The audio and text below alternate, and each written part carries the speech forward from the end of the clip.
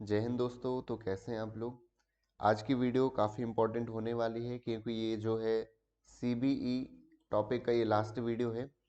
इसमें हम कुछ कोर फीचर्स देखेंगे एक एक वीडियो में इसमें, और लास्ट में एमसीक्यू के कुछ प्रैक्टिस करेंगे एमसीक्यू के माध्यम से। तो चलिए शुरू करते हैं बिना किसी देरी के। तो 6 core features of CBE based classroom. क्या फीचर होने चाहिए जो कंपिटेंसी बेस्ड एजुकेशन क्लासरूम में होने चाहिए, तो वो इस तरह से दिए हुए हैं। तो यहाँ पे क्या है, लर्निंग टारगेट्स होने चाहिए एक सीबीई बेस्ड क्लासरूम में। मेजरमेंट ऑफ लर्निंग, लर्निंग का मेजरमेंट भी बीच बीच में होता है। असेसमेंट होता है, और असेसमेंट का उद्देश्य रहता है लर्निंग गैप्स को पूरा करना। इंस्ट्रक्शनल अप्रोच एंड सपोर्ट होना चाहिए कि एक गाइड और एक कोच की भूमिका निभाएं teachers. When and where learning takes place, जहाँ पे लर्निंग जो है, कहाँ ज़रूरत है वो हमें देनी है। असेसमेंट स्ट्रेटजी भी हमें अलग अलग फॉलो करनी है, राइट, कि जिससे हर एक एरिया का असेसमेंट हो पाए।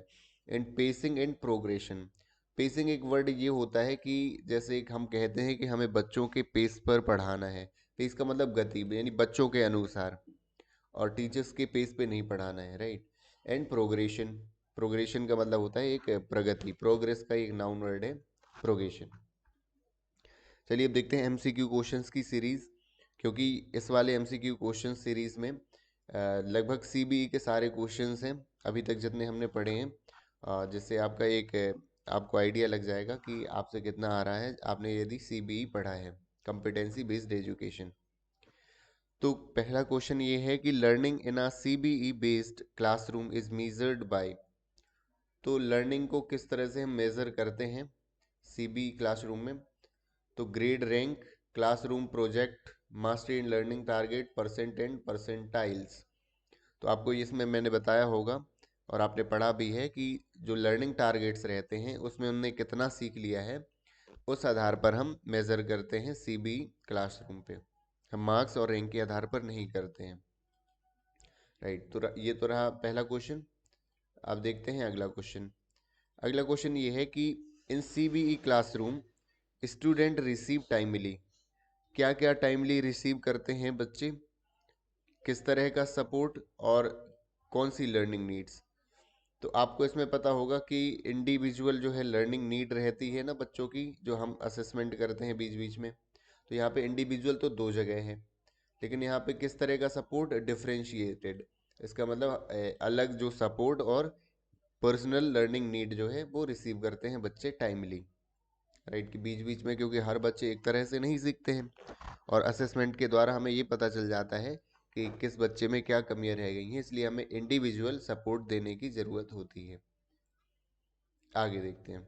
Competency based learning system enable student to progress and master skills. किस तरह की स्किल जो है प्रोग्रेस दिखाती है जो सीबी सिस्टम में। एट पेस ऑफ टीचर, तो टीचर के पेस पर नहीं होता है। As per defined schedule in the curriculum, at their own pace. ये सही है कि बच्चे के उसके पेस पर, उसकी गति के अनुसार क्या होता है, इनेबल करता है लर्निंग को CBE. Which of the following statement is true for CBE classroom. जो सीबीई क्लासरूम है उसके लिए कौन सा ये कथन जो है सत्य है, सही है। तो student progress at teacher's pace, ये तो यहीं पे गलत हो जाता है कि टीचर्स पेस जहाँ भी देखे वो गलत है। स्टूडेंट्स पेस में रहता है, स्टूडेंट्स के अनुसार हमें पढ़ाना पड़ता है, राइट। उनका जिस तरह का आईक्यू है और जिस स्तर पर समझने की उनकी कंपिटेंसी है। Students learn passively and memorise for exam, ये नहीं है। पूछा क्या था कि कौन सा स्टेटमेंट ट्रू है। Student learn in a linear progression associate with grade level, तो ये भी नहीं है। Students are allowed to work on their own pace to learn, ये सही है सीबीई सिस्टम में। आप देख रहे होंगे कि आपको भी एग्जाम्पल इजी लग रहे होंगे, क्योंकि एक एग्जाम्पल जो है वो अपने आप पता चल जा रहा है कि क्या सही होगा, क्योंकि यही मेथड होता है एलिमिनेट। और मैं ये चाहता हूँ कि मैं भी जितने एमसीक्यू ला रहा हूँ आप इतनी प्रैक्टिस कर लें कि एग्ज़ाम टाइम में आपको ऑप्शन देखते ही एक कॉन्सेप्ट मन में बना रहे पहले से, उस आधार पर आप एकदम करेक्ट आंसर लगा पाएँ एग्ज़ाम में, right. The assessment strategy in CBE classroom. तो असेसमेंट स्ट्रेटजी क्या होनी चाहिए सीबीई क्लासरूम में। तो क्या होता है, focus on testing rote learning. एक और ये जो कुछ कुछ आप वर्ड देख रहे होंगे नए नए मिलते हैं, कहीं भी रोट लर्निंग आता है तो किसी भी तरह क्वेश्चन वो आंसर गलत होता ही होता है, क्योंकि रोट लर्निंग को बढ़ावा देना ये किसी भी एजुकेशन का उद्देश्य नहीं होता है। ये यदि आता है कि ट्रेडिशनल लर्निंग, हाँ तो उसमें जरूर रोट लर्निंग आंसर हो जाएगा यदि ट्रेडिशनल एजुकेशन सिस्टम का क्वेश्चन आता है।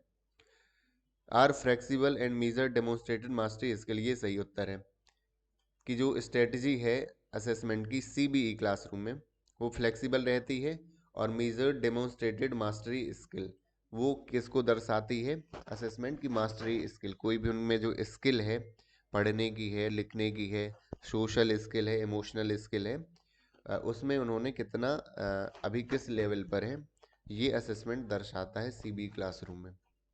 अगला क्वेश्चन ये है, विच of the following represent an example of responsive facilitation in a CBE classroom। तो रिस्पॉन्सिव फैसिलिटेशन क्या है सीबीई क्लासरूम में, कौन दर्शा रहा है एग्जाम्पल। तो इसमें ऑप्शन जो सी है कि student are provided opportunity, students को मिलती है for dialogue between teachers and student and specific actionable feedback on their performance. तो ये दर्शाता है कि एक रिस्पॉन्सिव फैसिलिटेशन है सीबीई क्लासरूम में। आगे देखते हैं, which of the following is not an emphasis of discovery based minilesson as a pedagogical practice. तो इसमें पूछा है कि discovery based minilesson as a pedagogical practice इसमें से क्या है, इंक्वायरी ऑफ कॉन्सेप्ट, तो केवल ये तो नहीं होगा, रोट लर्निंग, तो ये तो आंसर गलत ही हो जाता है जहाँ पे रोट लर्निंग आता है। प्रॉब्लम बेस्ड लर्निंग, हाँ यहाँ पे कहीं पे एक प्रॉब्लम दी जाती है और उसको बच्चे सॉल्व करते हैं, राइट, कि कोई एक सिचुएशन दे दें कि आप उस सिचुएशन में क्या करेंगे, कुछ पजल्स दे दें, तो ये प्रॉब्लम बेस्ड लर्निंग कहलाती है। और यही कहलाती है डिस्कवरी बेस्ड, क्योंकि जब प्रॉब्लम देंगे तभी वो कुछ खुद से ही उसमें प्रयास करेंगे कुछ सीखने का। इन अ competency based classroom CBE, flexible student groups are created based on students। जो फ्लेक्सिबल रहते हैं स्टूडेंट के ग्रुप वो किस आधार पर बनते हैं, वो है नीड्स एंड इंटरेस्ट। तो बच्चों के इंटरेस्ट के आधार पर ग्रुप बन जाते हैं, उनकी नीड के अकॉर्डिंग बनाए जाते हैं, राइट। अगला है question, which of the following represent modelling as a pedagogical practice in a CBE classroom. तो मॉडलिंग वो कहलाती है, ये एक डेमोन्स्ट्रेशन मेथड है जिसमें टीचर कोई चीज़ दिखाते हैं बच्चे, और बच्चे ऑब्जर्व के माध्यम से सीखते हैं, लर्निंग बाय ऑब्जर्वेशन इसमें रहता है। तो हमें वो एग्जाम्पल देखना है जिसमें ये पता चल जाए कि बच्चे देख करके सीख रहे हैं, है ना। तो illustrating a diagram on a black board, ये हो सकता है। Role playing to teach social skill, ये भी चल सकता है। Listening to a classroom lecture, तो ये नहीं होगा क्योंकि इसमें बच्चे ऑब्जर्वेशन के द्वारा नहीं सीख रहे हैं। री writing ideas in one's own word, तो ये ऑब्जर्वेशन द्वारा नहीं सीख रहे हैं, इसलिए गलत है। तो दो में से ज़्यादा सही उत्तर ये है कि role playing to teach social skill, तो इसमें बच्चे ऑब्जर्वेशन के माध्यम से सीख रहे हैं ज़्यादा तरीके से। लास्ट क्वेश्चन है आज की वीडियो का, which of the following tools can be used by teachers in classroom to encourage retrieval practices. तो ये जो रिट्राइवल वर्ड का मीनिंग होता है, इसका मतलब पुनः से हमको याद कर पाएँ चीज़ें, पुनः से मेमोराइज कर पाएँ, दोबारा पुनः प्राप्त करना, ऐसा कुछ मीनिंग होता है इसका रिट्राइवल का। तो हम ऑप्शन देखते हैं, lecture and note making, audio visual tool, flash card and quiz, तो ये इसका सही उत्तर हो जाता है।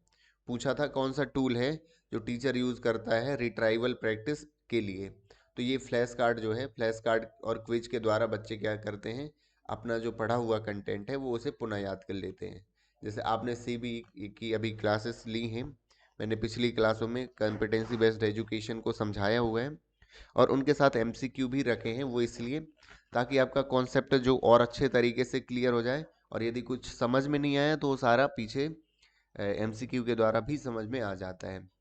तो कैसी लगी आपको ये आज की वीडियो, ज़रूर हमें कमेंट में बताइएगा।